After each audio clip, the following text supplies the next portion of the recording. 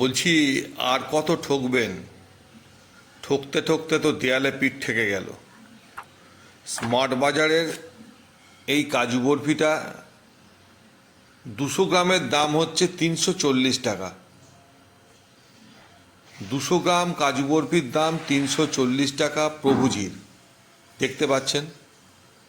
অথচ সেম টাইমে বাজার থেকে কেনা, স্মার্ট বাজার না, খোলা মার্কেটে কেনা সেই প্রভুজির 200 গ্রামের প্যাকেটের বদলে 250 গ্রামের প্যাকেট, দেখুন কত লেখা আছে দাম।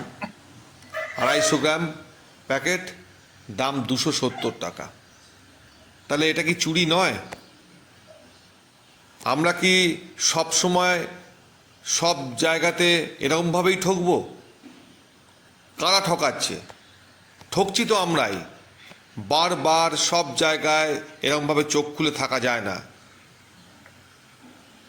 আর আপনি একটু চোখ উল্টে থাকলেই প্রতি পদক্ষেপে ঠকবেন।